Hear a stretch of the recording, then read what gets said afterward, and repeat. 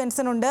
Benson, നിലവിൽ അവിടെ ആ ഒരു റോപ്പ് വേ സംവിധാനം ഉപയോഗിച്ചുള്ള രക്ഷാപ്രവർത്തനമാണ് നടത്തുന്നത് എന്നാണ് ബെൻസൺ നേരത്തെ റിപ്പോർട്ട് ചെയ്തത്. കുറച്ചുകൂടി വ്യക്തമാകാൻ വേണ്ടി ചോദിക്കുകയാണ്. മുണ്ടക്കൈയിലുള്ള ആളുകളെ ഇപ്പുറത്തേക്ക് എത്തിക്കാനുള്ള ഒരു രക്ഷാപ്രവർത്തനമല്ലേ അവിടെ ഈ രീതിയിൽ പുരോഗമിക്കുന്നത്?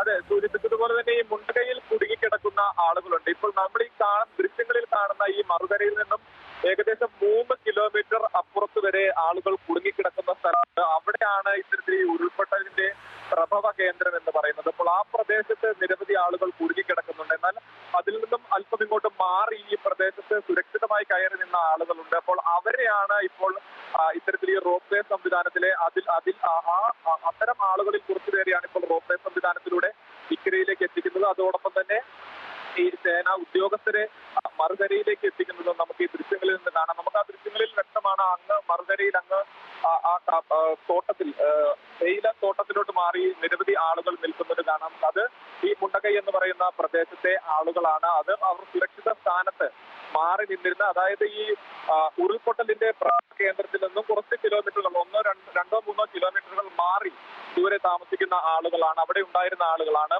അവരെയാണ് ഇപ്പോൾ ഇവിടേക്ക് എത്തിച്ചിട്ടുള്ളത്. അവരുടെ രക്ഷാപ്രവർത്തനമാണ് ഇപ്പോൾ ഇവിടെ പുരോഗമിക്കുന്നത്. ആ മുഴുവൻ ആളുകളെയും ഇത്തരത്തിൽ ഈ റോപ്പ് വേ സംവിധാനത്തിലൂടെ ഇക്കരയിൽ എത്തിക്കാൻ സാധിക്കുമോ എന്ന് വ്യക്തമല്ല. അത് തന്നെയാണോ ഈ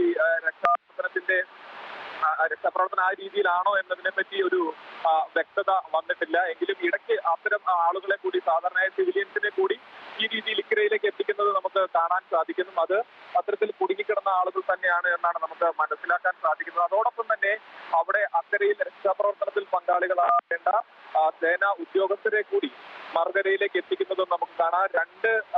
രണ്ട് റോപ്പ് വേ സംവിധാനമാണ് ഇവിടെ ഉപയോഗിച്ചിട്ടുള്ളത്. ഈ ദൃശ്യങ്ങളിൽ നിന്ന് തന്നെ കാണാം, 2 റോപ്പ് വേ സംവിധാനമുണ്ട്.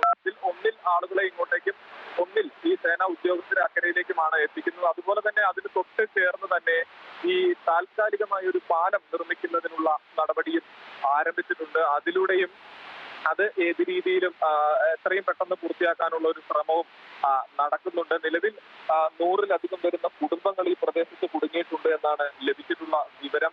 അവിടെ നിന്നും പരമാവധി ആളുകളെ, അവിടെ കുടുങ്ങിക്കിടക്കുന്ന ആളുകളെ അവിടെ നിന്ന് തന്നെ ജീപ്പിലും മറ്റുമായി ഈ മറുകരയിലേക്ക് എത്തിക്കുന്നു. അതായത് സുരക്ഷിത സ്ഥാനങ്ങളിൽ നിൽക്കുന്ന ആളുകളെ ജീപ്പിലും മറ്റു വാഹനങ്ങളിലുമായി ഈ മറുകരയിലേക്ക് എത്തിക്കുന്നു. അവരെ ഇപ്പുറത്തേക്ക് എത്തിക്കാനുള്ള ശ്രമമാണ് ഇപ്പോൾ നടന്നുകൊണ്ടിരിക്കുന്നത്. ഈ റോപ്പ് വേ സംവിധാനത്തിലൂടെ നമുക്കറിയാം, ഒരാളെ ഇപ്പുറത്തേക്ക് എത്തിക്കണമെങ്കിൽ ഏകദേശം 5 മിനിറ്റോളം അതിന് സമയം എടുക്കുന്നുണ്ട്. അപ്പോൾ ആ രീതിയിൽ ഇത്രയും ആളുകളെ മറുകരയിലേക്ക് എത്തിക്കുക എന്നത് ഇപ്പോൾ എത്രത്തോളം പ്രായോഗികമാണ് എന്നറിയില്ല. എങ്കിലും പരമാവധി ആളുകളെ സുരക്ഷിതരായി